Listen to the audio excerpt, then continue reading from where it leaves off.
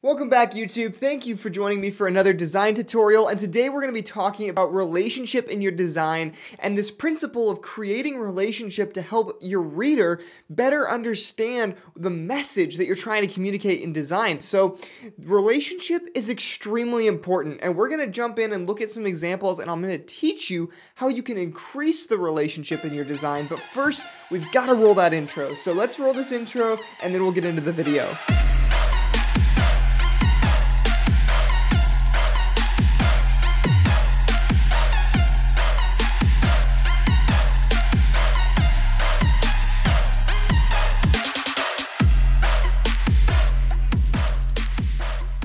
Okay, we are back, and if you enjoy this content, please make sure you hit the like button so that I know that this is the type of content that I should be producing for this channel. And we're going to talk today about relationship in your design work. Now, if you haven't watched my video on contrast and how to create visual contrast in your designs, I highly recommend you check that video out first. I'll link it right there, but that video is kind of the foundational principle, and this is going to build on that a little bit. Now, with that said, let's go ahead and jump into this video on relationship in your design and with your design elements. Creating a relationship is extremely important in your design because that is how we can clearly communicate a message to our viewer, showing them where they need to look and how things are related so that they can get a full picture of the message we're trying to communicate. And as designers, that's our purpose, is to lay things out in a way that better communicates to the viewer.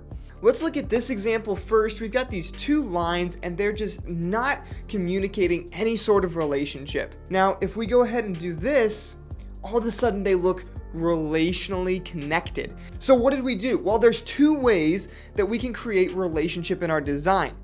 The first one is alignment, and the second one is proximity. Aligning things on the same axis makes them feel related, and then moving them closer together makes them feel more related, while moving them farther away makes them feel less related.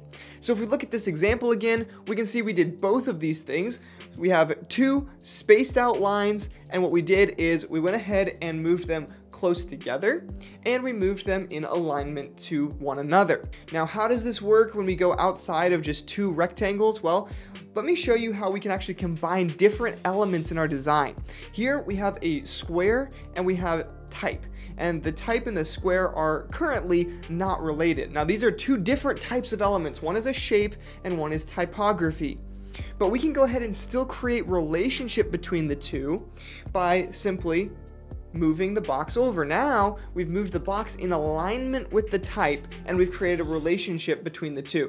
This is a great way that a lot of designers create relationships with the logos and the type. They'll align the typography and the logos together on the page.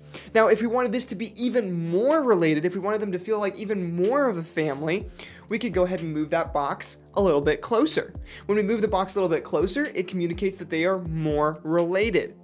Now, I hope you're beginning to see how you can create a relationship with different elements on the page.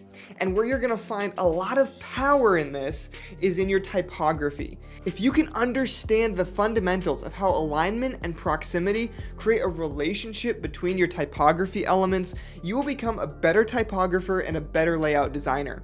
Let's look at this example here with just typography. Here we have Designer 14 and we have the Instagram handle there at the bottom, and right now these are unrelated elements. Your eye doesn't know exactly where to go. Now, we have created hierarchy by using visual contrast. Again, I'm gonna plug the contrast video up there. Go check that out, because we've used size and weight contrast to contrast a first read and a second read. We know Designer 14 is more important than the Instagram handle. We can tell because of the contrast. However, we don't have any relationship between the two right now. They are still unrelated. They're kind of floating around the page, almost like they're just floating in space, and your eye doesn't really know where to look. So we can increase the relationship by simply increasing proximity and alignment. Here we've aligned the two and we've put them close together, and now we still have the contrast element, but we also have added the relationship factor, showing that these two things are related, and your eye has a clear first read and a clear second read and they know that the two things that they're reading are relationally connected. Now that you're starting to understand visual alignment, what if these two things are a little bit too relationally connected? Like, what if I wanted them to be a little less connected, but I still wanted to communicate that they were together and part of the same family? Well, we can simply decrease the spacing. We decrease the proximity, or we decrease the alignment, and now we don't see them as visually connected anymore. The proximity has increased, so therefore it decreases the amount of relationship. Now they're more like cousins instead of siblings, or whatever you want to say. Now the last thing is I want to show you how we can use the relationship and contrast to better control the reader's eye. Here we have an example where it's just really chaotic.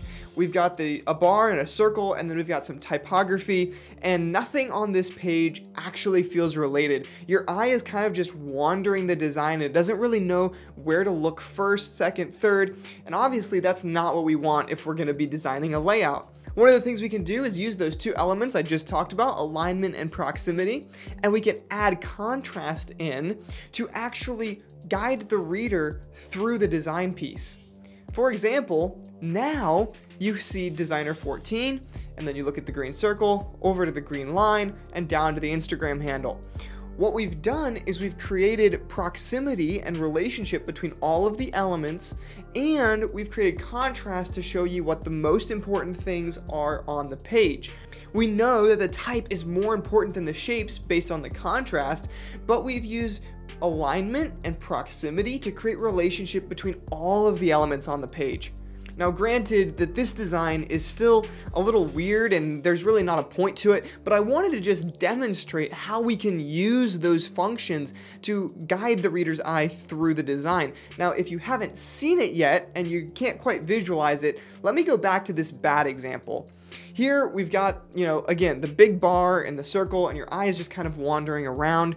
If you haven't seen how the eye is wandering, take a look at this slide here.